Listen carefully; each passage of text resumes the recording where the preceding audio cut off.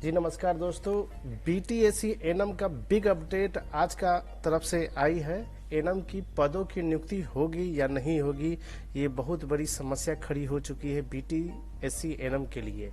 सबसे बड़ी बात यह है कि बीटीसी एनएम क्या जल्द होगी नियुक्ति, इसमें 2018 के अंकों के आधार पर नियुक्ति होगी या नहीं होगी, इसकी सूचना तो अभी मिली नहीं है और बीटीएससी की तरफ से भी कोई प्राप्त सूचना अभी तक प्राप्त नहीं हुई है।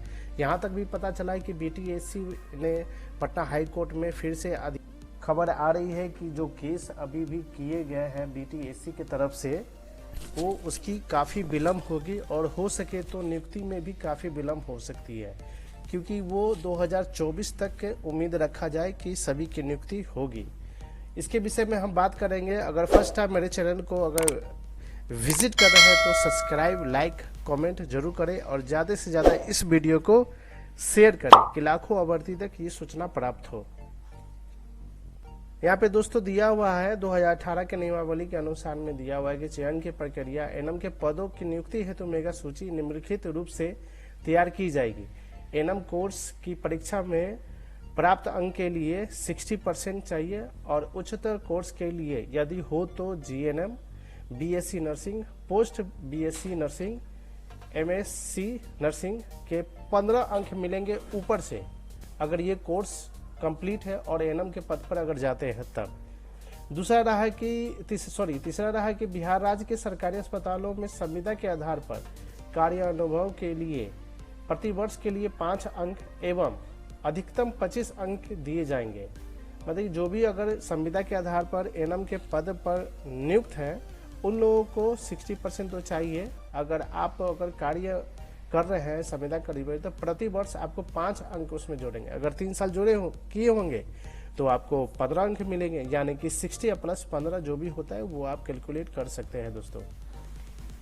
इसमें आपको कैलकुलेटिंग करके आपको मैं बताता हूं कि आपकी अंक फ्रेशर और जो भी अगर जीएनएम किए हुए हैं उसकी अंक और ये सरकारी अंक को मिलाकर कितने अंक बनते हैं, ये सारी प्राप्त अनुसार मैं आपको इस वीडियो के माध्यम से दोस्तों अंकों के आधार पर अगर दिखा जाए तो यहाँ पर मैं कैलकुलेटर निकाल चुका हूँ और यहाँ पे संपूर्ण जानकारी आपको देता हूँ कि एनएम में कितने अंक आएंगे और उसके बाद अदर में अगर जीएनएम भी है तो उसमें अंक कितने जोड़ेंगे। अगर संविदा कर्मचारी आप है स्वास्थ्य विभाग में तो 5 अंक जोड़ेंगे प्रति वर्ष, वो मैं आपको स्टेप बाय स्टेप ये वीडियो में दिखाता हूँ। आपको अगर बाय द वे मान लिया कि आपको 80% अगर नंबर है एनएम में तो आपको 60% से उसको निकाल दीजिए। यहाँ पे 60 अंक दिया हुआ है तो 60% से उसको गुना कर दीजिए, तो गुने 6 कर दूंगा तो इसका 48% आपको नंबर आएगा। 48% नंबर आएगा तो इसको जोड़ देंगे। अगर आप उसमें से जीएनएम अगर किए हुए हैं या बीएससी नर्सिंग आप यहाँ पे अगर किए हुए हैं या पोस्ट बीएससी नर्सिंग किए हुए या एमएससी नर्सिंग किए हुए हैं तो इसमें 15 अंक दिया हुआ है दोस्तों।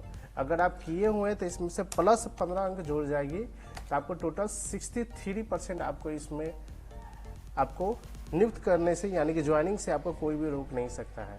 दूसरा रहा कि आपको अगर मान लिया कि आपको 90% है आपको एनएम में आपको है, यहाँ पे गुने में 6 करता हूँ तो इसको 54% आपको नंबर आ रहा है, यानी कि 54% इसमें नंबर आ रहा है और फ्रेशर में है आपको, तो इसको भी आपको कोई हिलाने वाला नहीं है दोस्तों, क्योंकि 60% के आसपास में चाहिए और इसको हिलाने वाला कोई नहीं। क्योंकि मैं पिछले वाला कगार में भी देखा हूँ तो 45% पे भी सबको नियुक्ति हो चुकी थी फ्रेशर में, लेकिन तब भी यहाँ पे मैं बताना चाहता हूँ कि एनएम के अगर आधार पर अगर लेता है तो ये 54 बहुत है दोस्तों, बहुत ज़्यादा है। और दूसरा रहा कि आपको अगर किसी का 70% अगर एनएम में है, ठीक है, और गुने उसका 6 से गुना कर दीजिए तो आपको 42% हो रहा है। 42 में मान लिया जाए कि उसको संविदा में कार्यरत है, मान लीजिए 3 वर्ष का कार्यरत है बिहार राज्य में सरकारी अस्पतालों में, तो उसको गुने हम लोग कर देंगे 15, यानी कि प्रति वर्ष 5 अंक जोड़ेगा तो 3 साल का हो जाएगा 15। तो ये देख लीजिए 63% आ रहा है, यानी कि 63% आपको ये नंबर आ रहा है, तो इसको भी कोई हिलाने वाला नहीं है, क्योंकि ये तो ऑलरेडी नंबर 1 पे अव्वल है तो उसको कोई बोलने वाला नहीं है। अब मान लीजिए कि किसी का 60% एनएम में है और गुने में 6 से करता हूँ तो इसका 36% है और प्लस में जोड़ता हूँ कि बीएससी नर्सिंग या जीएनएम जो किए हुए हैं तो उसको 15 अंक जुड़ेगा, तो उसको हम लोग क्या करेंगे 51 कर रहा है, मतलब इसको भी कोई हिला भी नहीं सकता। इस आधार से मैं एनम का सारी कोर्सेस मैं यहाँ से निकाल सकता हूँ और अंक के आधार पर भी निकाल सकता हूँ।